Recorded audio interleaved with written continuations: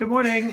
It worked. I liked it. We restarted the feed and it suddenly started behaving itself. So Oh, it's the same one because we got the comments. yeah, that's how I know it's the same one. It's so cool.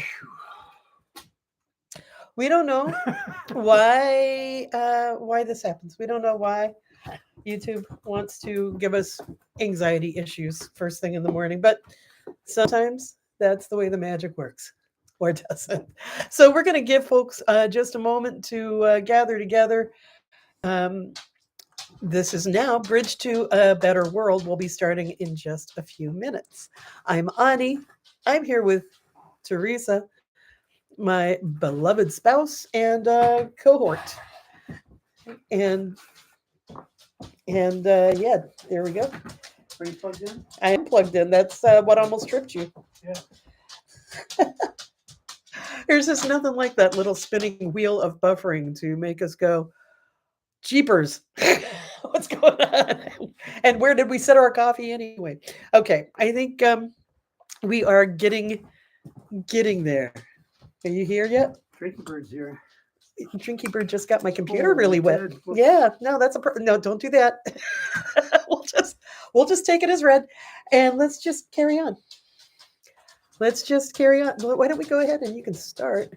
I'll because if we touch that, the whole thing's gonna go away again. It'd be like the perfect circuit in there for just turning it off. Yeah, no, and we don't want to wipe our fingers across the touchpad. No, we don't. Wow, this is sloppy, Drinky Bird. This is the most unabsorbent paper towel I have ever used in my life. Fascinating. Okay. All right. I'll carry on with my tiny computer emergency. And Teresa, why don't you tell these good folks what we're talking about? Well, we're talking about Trump trying to start a civil war. And I've mentioned that before. Others have mentioned it, but I think it's time to focus in and look at some of the names and faces that are bringing together. The idea is Trump realizes that he is not going to get a majority of votes.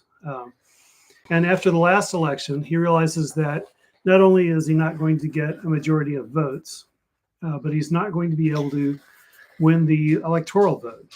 He can get pretty close if he jiggers things just right and keeps his polls up, but he's not the sort to depend on democracy. He doesn't like it anyway. That's right. So he has a plan B, which may be put in place as the election takes place or just before. We don't know. We see that he part of his plan is to incite people to stochastic terrorism. That is to say horrible things and make horrible implications about his target groups, which are, of course, are BIPOC and GLBTQIA, if I may abbreviate. Indeed, and you may, and you should. And the other thing about that is, though, like you say, he's not necessarily a big fan of, trying to do things the right way. But in fact, I think he vastly prefers to be the strong man, right? Mm. Like he has this image, like if he won the popular vote, if he won, that would mean that he doesn't have opposition to crush and destroy. That's very much a part of his brand at this point. Mm-hmm. So, in fact, he, I think, is gearing to, and definitely speaking to rule from the minority, to rule as a strong man, to punish the others. And all you other folks who are insecure enough to fall for the strongman shtick, come on my bus, because you'll be safe for a minute until I turn on you. Yeah, there's several ways this could work. One of the ways it could work is enough stochastic terrorism and enough terror, enough hysteria built up out of it. That people don't go to the polls because they're afraid to. This might be the plan. This could be cranked up sometime a week or 2 weeks before the polls are actually to be run. Obviously, it's not going to work in mail-to-vote states like Oregon, but he wants to make sure that any purple states run red.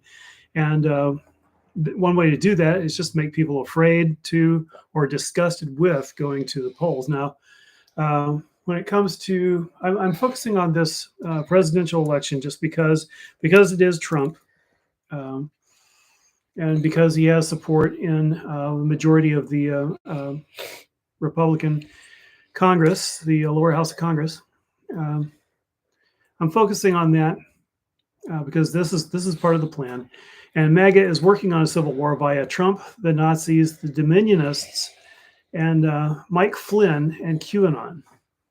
All of this is to put into, this is for the corporate, for corporate rule. This is for the Plan 2025.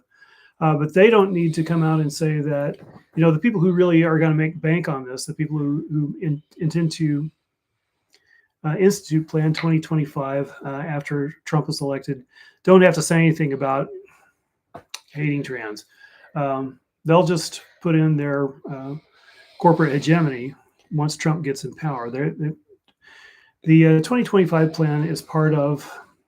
I was going to say, back up and explain what 2025 plan is, because I don't think I've heard of it. Plan 2025 is an effort to correct what the corporatists view correctly as a mistake that Trump made getting into power. You'll recall that Trump didn't actually think that he was going to win, was surprised by it, and started bringing in cronies and other people that he thought maybe would be on his side. And he discovered that Washington doesn't automatically flip ideologically as soon as a weird president is brought in.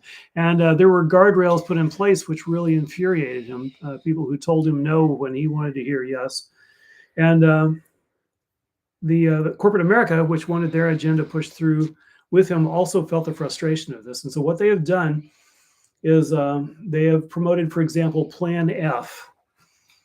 Plan F was something that Trump was trying to put in place, and basically allows him to hire and fire a whole lot of people who shouldn't be hired and fired by the president, a whole lot of people who just should be running the bureaucracies in a competent and rational manner, would be replaced by ideologues. Political appointees. It wasn't legal when Trump is in because he hadn't put in this Schedule F. Well, this is the first thing they want to do. They want to put in Schedule F, allowing Trump to replace just about everybody who has any power, all through from top to the bottom of the federal government. Well, so that would be, in fact, for any sitting president. It's not specific to Trump, though. Trump would be, you're saying, the most likely to do it, or is it Trump's plan? It is Trump's plan to put in Plan F, and any president would be thwarted in trying to do what Trump tried to do without Plan F. So Plan F's going in, and the other thing that's going in right away, and I'm not kidding about this, and they're not kidding about this, and you really need to think about this, is the instantaneous implementation of the Insurrection Act. The Insurrection Act was put into place in the early years of, like the 1700s or 1780s, I think, 1790s. And it was a desperate act to put all power in the hands of the president because of the successful incursions of the British. It has no business in modern play, but basically what it does is it makes the presidency what Trump wants it to be, which is a dictatorship. So the combination, the things that they are going to do when they're elected, please understand that. If you don't believe me, no, I don't want you to believe me. I want you to look it up, please. Understand that Trump has said that he will institute the Insurrection Act immediately. Find out what that is, please. And that he will institute Schedule F immediately. The two together are the equivalent, and this is not an exaggeration, of Hitler's Enabling Act. Indeed. I mean, that would really consolidate total power near total power in the presidency. And of course, that's not a functional democracy. And as Teresa pointed out opening the show, Trump is not interested in a functional democracy. In fact, that is antithetical to Trump's brand at this point. The Insurrection Act of 1807 is, I think, what you were talking about. And in fact, it is there to suppress civil disorder, insurrection, or rebellion, or let's just say any resistance or opposition to Trump, because we understand that he's actually said this with his mouth, right? At this point, we talked 2 weeks ago about Trump's calling any opposition vermin, and how that kind of plays into the strongman Mussolini playbook and how he's not even bothering to really change the words so much from the previous dictators of, the notable dictators of the 20th century. So, The phrase that he uttered is very considered. yeah, It was right there on the teleprompter. It's probably Steve Miller who wrote it. And it needs to be repeated so that you understand it, because it's intentionally confusing. It seems to say exactly what he wants, and it throws in a word that he shouldn't be saying. But there's a reason they do this, and fascists have done this. So let me read this Yes. phrase. He will root out the communists, Marxists, fascists, and the radical left thugs that live like vermin. and we know from his previous presidency, right, that he calls anti-fascists fascists because he lives in bizarro world. Well, also because it's very efficient to confuse the population with the word fascist. What he wants is to confuse people who are calling him fascist, Right. and he wants to confuse people generally because he is the strong man. I alone can save you, he says. This is also what Mussolini said. This is also what Hitler and Ferdinand Marcos says. Only I can save you. Absolutely. So another thing that Nazis used was slanderous, vicious lies against their opponents. This was called the blood libel, and was an essential part of mobilizing hatred. Naturally, no one would want to tolerate the presence of someone who was there to hurt your kids. That was the essence of the blood libel. Look out for your kids. There's Jews in town. And what they pretended was that the Jews were, one of the things was actually poisoning wells. That goes back centuries. They would accuse Jews of poisoning wells during the Black Plague. Yeah. Leading again to horrific acts of violence and entire villages of Jewish people being razed to the ground. Demagoguery, pulling together the dark mutterings of people over the centuries and saying, "Oh, this is now policy. You're now a good person for saying these things. We will all work together to root out this threat that you don't understand. Someone that you don't see daily really is evil. You were right the whole time." As Trump sometimes likes to say, I like the stupid people. The stupid people, stupid people are the smart people. This is more of the confusion that he puts out, but it swells the hearts of dim-witted people, frankly. And so if your government called on you to turn in people for hurting your kids, and you really thought they were hurting your kids, well, yeah, you do it. People will do this. And millions of people will do this. And I want to demonstrate in just one article that I brought in here that they're already starting. It's going to be for being GLBTQ or trans, and you can be sure, even though they're not saying it openly, that it'll be double if you're GLBTQ or trans and brown. You would want to do your part to keep your kids safe if you believe that people like me were actually, evil kid poisoners. In the 1930s, that meant attacking Jews, the Kristallnacht, breaking the shop windows, publicly humiliating them, making lick toilets and turning them in to be taken away in cattle cars, and who knows what happened to them. We don't want to know what happened to them. That's, too bad for them, is what people said. And I want to quote directly a Blaze TV co-host, Todd Durzen, who is with Steve Deese. Steve Deese runs just about every day. Puts on people like Ted Cruz, Glenn Beck, Ben Shapiro, and he said, quote, "My goodness, the Democrats are running on jabbing you with poison, transing your kids, and kill the Jews. This is actually their platform." So here again, you hear this confusion. Kill the Jews? No, wait, they're behind the Jews. No, wait, they want to kill the Jews. All of the confusion works for them. And they're trying to poison you, and they're only into transing your kids. Yeah, I think you would take away from that is that there are people like me that I would have a syringe somewhere on my body. It sounds really, really stupid. But there are millions of people who actually believe this. And what they think is that I would groom a kid. I would, they just can't wait to look like Tranma Teresa. And Tranma! Did you just come up with that? Yeah. That's so good. Tranma Teresa says, look at this book. Would you like a nice injection of, Well, I mean, they're not saying it's the trans that are poisoning people. It's that's the Fauci crowd. Close enough. But they're all together in this stew that will take down Western civilization as we know it. Oh yeah, the Fauci crowd will poison you with the yeah, that's what they're talking about. 5G, but no, yeah. Also they're hormones. They will trans your kids with injections. Well, yeah, I think that there were, anyway, we could parse that sentence a lot, but let's just say it's full of hate and comes to no good. I think the comma there implies that it's a separate topic. But again, we don't need to do sentence deconstruction. Oh, this is easy enough. Running on jabbing the poison trans Yeah. your kids. Yeah, exactly. Again, we're just going to not parse that sentence anymore. But what we are going to do, because they are talking about they're still big mad about the vaccines and mask mandates. Mm-hmm. And we see that, still as people attempt to protect their health and wear masks and are being confronted. This is true. And certainly, anytime somebody, I won't say anytime, but certainly very often when someone says, "Oh, somebody died," a few weeks ago, there's an immediate backlash on the Twitterverse. Oh, did they get vaxxed?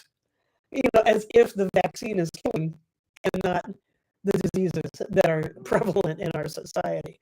So they're still being mad about the vaxes, and I think that that's my take on that. On that on this sense, they have drawn together.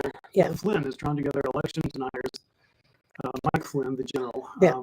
has drawn together election deniers, mask and vaccine opponents, insurrectionists, Proud Boys, elected officials, and leaders in state and local Republican parties. Along the way, the AP and Frontline documented, and this is from Frontline, Flynn and his companies have earned hundreds of thousands of dollars for his efforts. This is the sad thing, is that he brings in people who often don't have that much money, hillbilly rich at the most, and soaks them for major cash. Throughout 2021 and 22, Flynn made more than 60 in-person speeches in 24 states, according to account by the AP and Frontline. Now, these were big rallies, and he would get out and he would say these things. He would say other ridiculous self-aggrandizing things, for example, that he has been ordained and is in some way the Archangel Michael. And I mention that because this is how deeply crazy things are getting, and you have to be really deeply crazy to do really, really violent things. This is where they're going. This is going to come to a head a few weeks, I think, before the election. Ruth Ben-Ghiat, a historian and expert on authoritarianism and fascism, who wrote the book Strong Men, Mussolini to the President, thinks Flynn is and this is a quote, one of the most dangerous individuals in America today. And she's also quoted saying he is spearheading the attack on our democracy, which is coming from many quarters, and he is affiliated with many of these sectors, from the military to Christian nationalism to election denial to extremist groups. All of this comes together to present a very live threat, and he's at the center, end quote. And now, I'm not a veteran, and I can't speak for veterans, but I have observed, and I believe veterans will agree with me, that there's a certain in-group quality to having been a veteran, and especially a combat veteran. And Flynn is a combat veteran, and what he has to say has the more weight with other combat veterans because he's one of them. And that, I'm not saying that people don't have any sense just because they're a combat veteran. What I'm saying is that this man has a lot of sense and is going somewhere with his demagoguery, and that is absolutely bamboozling people. And he will be accepted as a combat veteran, and is accepted as a combat veteran, so that he can be heard out. Also, he will have sympathy. He does have sympathy, and he even has a brother who is still actively way up in the military in the Pentagon. And there's more to that story, but I'll just leave it be. They write, Flynn has, with mixed success, supported like-minded candidates around the country, and has said his immediate goal is to influence this year's election. In Sarasota, Florida, where he lives, he has worked in concert with members of the Proud Boys to influence local politics. Their favorite candidates in August won control of the county school board. And that's the way it is in Florida. If you're a Proud Boy, you don't get laughed out and away from the school board. You become part of the school board. Local action has a national impact is his mantra. He's quoted saying, we need to take this country back one town at a time, one county at a time, one state at a time, if that's what it takes, end quote. They write, Flynn's advocacy of falsehoods and conspiracy theories hardly makes him unique in a fact-challenged America, but his pedigree, military career, and high-powered Washington contacts set him apart. He's a retired three-star general who has less than 2 decades ago developed wartime strategies for countering insurgents in Iraq and Afghanistan. Now, this comes back to what I was saying about the first thing that Trump is going to do. He's going to put together his Enabling Act, which, as I mentioned before, is a combination of Schedule F and the Insurrection Act. And when he does, he's going to have Flynn at his side, and all of us will then be considered insurgents, and it will be Flynn's job to round up, to depower, to remove the agency, at the very least, of the insurgents, people like you and me, who we called ourselves resistance, didn't we, against Trump? But of course, we meant a very gentle thing, as we can prove historically. Well, that's not going to be enough for the likes of General Flynn. Flynn's selection as Trump's first national security advisor made him the ultimate insider and gave him nominal control, if only for a matter of weeks, of the administration's national security strategy. When he later found himself in legal trouble on suspicion that he had lied to the FBI about his conversations with the Russian ambassador to the United States, he cooperated with the same government established he now crusades against, the same government establishment he now crusades against. In the weeks after the November 2020 presidential election, Flynn picked up a presidential pardon, one of the very few from Trump, granted to forgive his guilty plea for lying to the FBI. He admitted that he lied to the FBI, and it was about his cooperation with the Russians. So yes, this is a part of Putin's war on GLBTQ and Putin's war on the United States. So he should be considered a Russian insurgent and a traitor. But the people who believe in him, who believe that he is ordained by the Archangel Michael, or might actually be the incarnation of the Archangel Michael, will hear none of this. So I'm not saying this to convince anybody on that side. I'm saying this to convince you of how intense, how organized they are. And when I say Project 2025, I'm talking about something that has already identified and mobilized thousands of people who will take these Schedule F jobs, because these people have billions of dollars, and they are ready to permanently end democracy in the United States. And I often complain that the democracy we have is rather thin. Well, this is the end of that. There won't be any more of that. So I think I'll wrap it up with that. If I can just once again keep in your mind Trump's intentions: Schedule F, the Insurgency Act, I'm sorry, what's the name of it? The Insurgency Act. Insurrection. Insurrection Act. It's like, wait, isn't it? Isn't it? You know, how ironic is that? He does insurrection, and then he wants to put in the Insurrection Act. So Schedule F in the Insurrection Act and Project 2025. This is what we're fighting, and it isn't just a presidential election. I remember every accusation is a confession, right? So of course he wants to put in the Insurrection Act. Of course he does. I want to thank folks for letting us know that our audio was going in and out and crackling. I think I figured out the source of the interference by running around the house. Well, hypothetically, it's improving now, so hopefully that wasn't it. But thank you very much for your kind feedback. We do want this to be actually hearable for people. I also want to remind you, if you are watching this video, please do hit the like button. It helps. And subscribe to our channel if you haven't already. Share it with your friends and family, because this kind of uplifting information is what we actually need to stay together. And so I wanted to talk to you a little bit more about, the basically the Unholy alliance that I'm seeing happening, which is Trump's outright spoken call to fascism, right? He's saying the words with his mouth. He's saying the quiet parts loud. And we know why, because it's appealing to a broad subsection of folks who are feeling lost. And it's a technique that has worked for others over the last, century. It doesn't look good, right? So there's that, which you have talked about quite a lot. And there's some of the results, I think, of, the demagoguery that you mentioned with the idea that this liberal society has gotten too far. People are, injecting folks with poison, transing kids. The queers run the universe, and it's time to hide the children. We must protect. What about the babies? Right, protect them from wokeness. Right. And that brings me to wanting to look at what happened in Kentucky.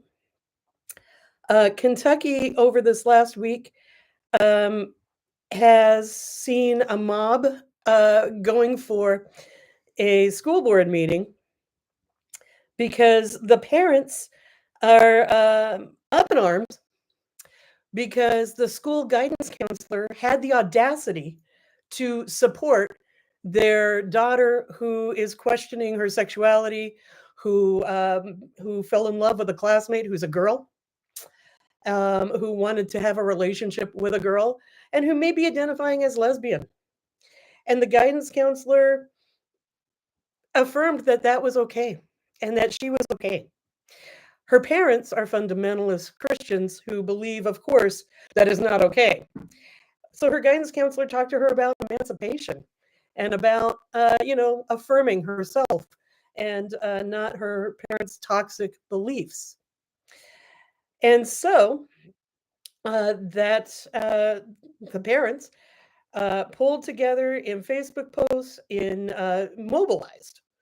mobilized a mob of such a magnitude that the meeting had to be moved in real time to a larger venue and overflow into the halls from the meeting room, all at the urging of Baptist church preacher Randy Adams. Okay, this is frightening. Children have to be protected. I agree. But we have to be protecting children from ideologues that want to enforce conformity in Christianity and other extremist views on their kids. Kids are not property. I grew up as a queer kid in a liberal household who approved of queers were okay as long as they weren't in our house. Exactly. I mean, I wouldn't say that my mom loved the idea that I was queer. I would say that that was a really, really hard conversation. And I came out to pretty much everyone else in the universe before I came out to my mother. So that said, I know how valuable it is to have a guidance counselor at your school say, oh yeah, you're not the only one. You're not alone. It's important to remember the horrendous, the horrifying statistics for adolescent suicides for queer people. And it had seemed like we were in a world where we realized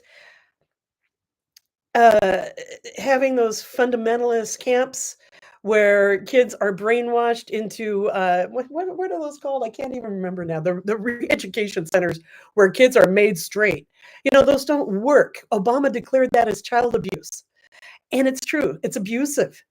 And so this is actually what this crowd of conservatives, the fascist following MAGA hats, this is all of a piece, right?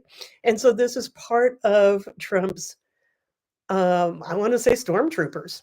Not all stormtroopers look like Proud Boys and wear, Perry shirts. This is mobilizing the fundamentalist base for mob rule.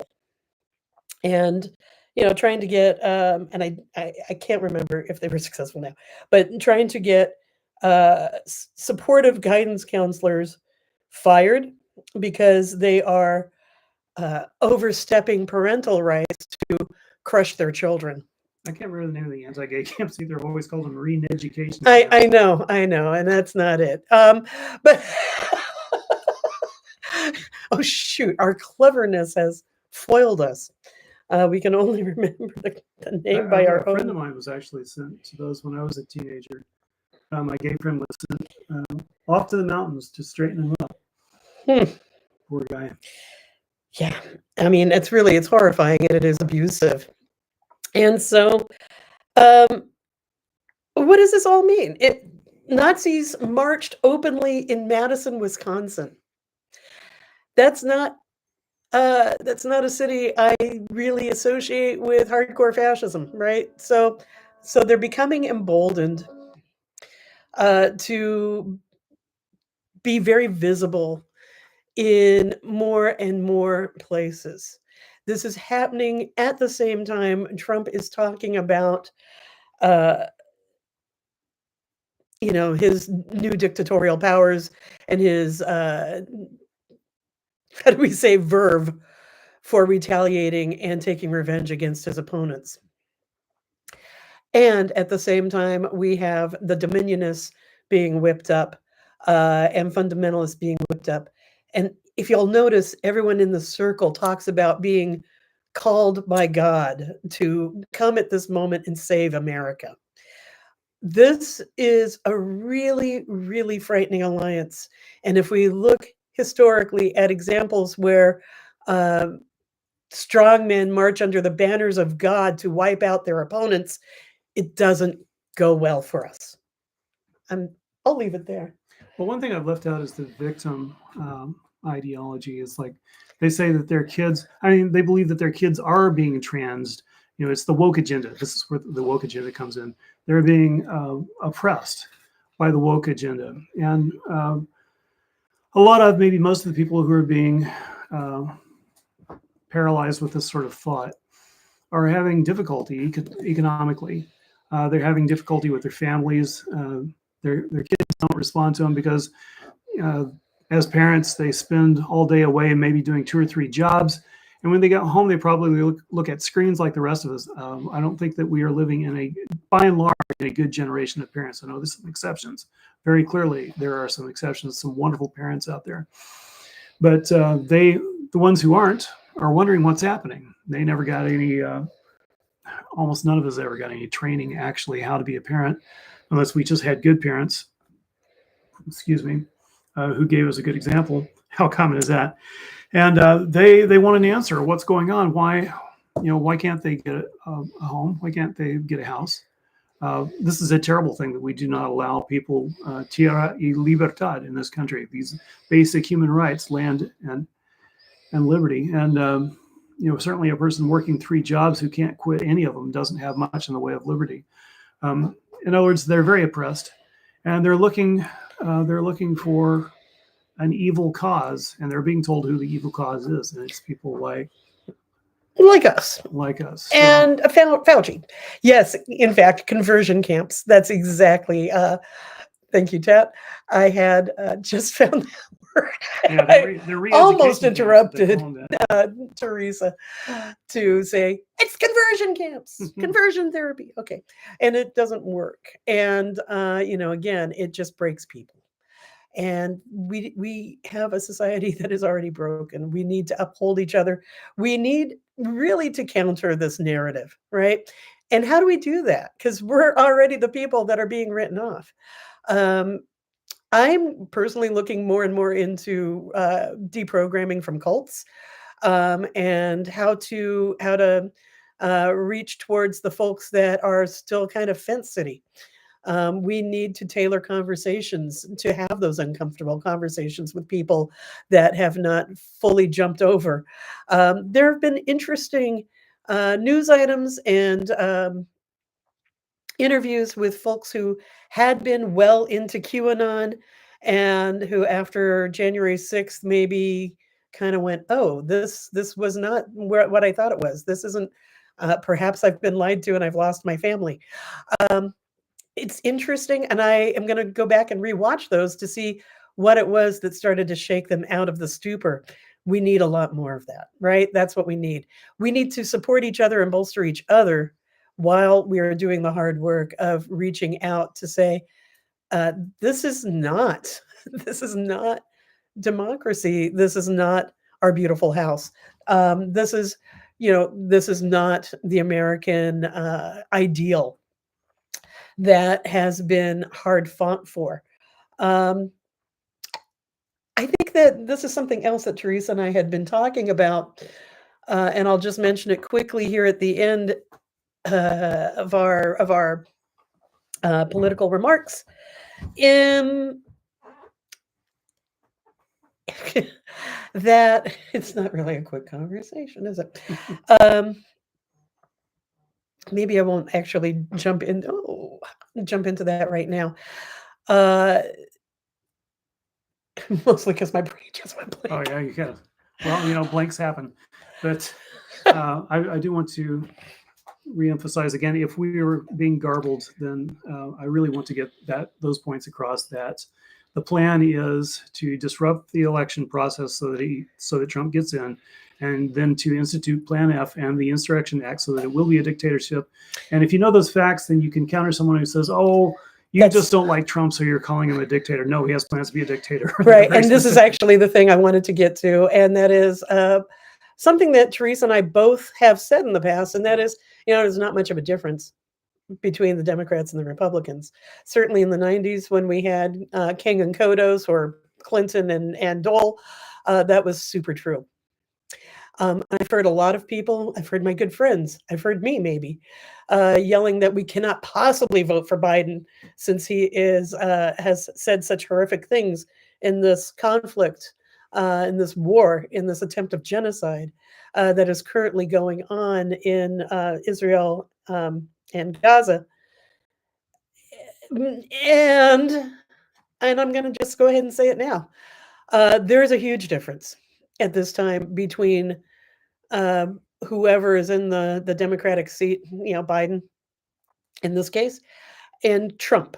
Really, there's a huge difference between just about anyone and Trump. And it's because Trump is actually going for the open fascism. We had talked for years in our radio shows in the 90s and the aughts about friendly fascism, about how the neocons adopted some fascist ploys to advance their agendas. But that's not what we're seeing now. This is nothing even close to friendly fascism. This is just an overt, go ahead and call it, strongman dictatorship that Trump is advocating for himself as he is the only one that can save us. There is not a democratic process involved. He doesn't care about laws or legislation. He wants declarative authority, and he wants to back it up with military might. And this talk, this rhetoric is stoking all of these different factions at this time: the dominionists, the Nazis, the white supremacists, the anti-vaxxers, the parents' rights over, children's mental health. The all of these factions are finding camaraderie with each other, right? That's the thing. And they're bolstering each other, and it's a frightening vortex. And so for anyone that says, I can't possibly vote for Biden, because I will be morally soiled, it's true. And I'm ready to be morally soiled at this point, to actually try to prevent an outright dictator. Voting for Biden, it might mean that we get 4 more years of business as usual, but that, and I cannot believe I'm saying this, is so much better than 4 years and possibly more of absolute fucking fascism. I really agree, and it won't surprise you that I would phrase it slightly differently, which is that No, my it wouldn't surprise disgust, me. my disgust, and most of my friends' disgust with Biden, of course, comes from his collaboration with genocide. There's no two ways around it. It's also clear that Trump would do exactly the same, if not something worse. That doesn't change the fact that Biden did it. He's disgusting. If you have Arab friends who are killed, or even if you just are disgusted by the concept, I can't blame anyone for saying that Biden is too toxic for me to honor him with my vote. I understand that. The election is coming up. That you will have 2 bad choices. It's going to be up to you what to do. If you don't actively fight against the dictator, you're going to get the dictator. In every previous election, I've always said voting for the lesser of evil gets you evil. Yeah. So vote your conscience and go third party. Yep, you're going to get Welcome evil. To my change. This coalescence of power aligning behind Trump and the words he's actually using, and the judiciary that he's actually already set into place throughout the country in his first term is causing me to say, right, it's a desperate situation. It's time to vote for the lesser of the evils. Yeah, you don't get to be pure. And for those of you who won't vote and are pure, That's not actually pure. It isn't. But will you send me some packages in the concentration camp? Because that's the way it's going to be. Right. I was going to say, not voting actually is not a moral choice either in this particular instance. All right. Anything else from you? I want to hear what the cards have to Well, say. good then. I'm just like, oh my god. Good. And I want to thank everyone for sticking with us through some technical issues that we were having this morning. I also want to say I hope everyone has been well this week. We took last week off, not because it was Buy Nothing Day, Because we couldn't get up in the morning. not because it was Black Friday, and not because we'd necessarily overindulged in any feasting. I have been having a huge asthma problem really for about a week now, and was not able to talk last Friday. I don't think I had enough breath to get through a sentence. And I certainly couldn't have set up the stream. And Teresa was also feeling pretty trashed, we say. So thank you for joining us this week. We hate taking that week off. We love being with you. So please do hit the like button. Please subscribe. Hit the notification bell. You never know. We might get the urge to do this at some other time. And let's look at the cards. So what I have this week is the inverted King of Pentacles, the Five of Swords, and the Four of Wands. So what does this all mean? Well, it is the holiday times. There have been gatherings, I've heard. Some people may have even gathered into families of origin. There's been conflict, right? This is basically conflict. The Five of Cups indicates a cessation of conflict. The King of Pentacles is about somebody who's been not fighting fairly, using a dominant personality, bullying. The inverted King of Pentacles is a bully card, right? And so if there's somebody who's been in your life recently who is just trying to steamroll you, who is, just not, you're the weird uncle that, has all of those words you never wanted to hear again. If there has been someone in your social circle who has been a bully, and you are feeling like you got to get away, right? And that is basically the Five of Swords is saying to walk away from the conflict and look at actually what it will take to resolve the conflict, because the absence of conflict doesn't actually mean peace. It just means the fighting has temporarily ceased. And so it's really how to bring yourself a lasting peace within the social group, within the family, within the circle. How to say, now this bully is not actually going to get my goat, and I'm going to try to resolve this conflict, if only by moving away from them for now until something more lasting is available to me, but not letting that person bully and control. So be aware for people who are dominating and domineering and controlling in your life. Resolve that conflict as soon as you can, and at the very least, walk away from it.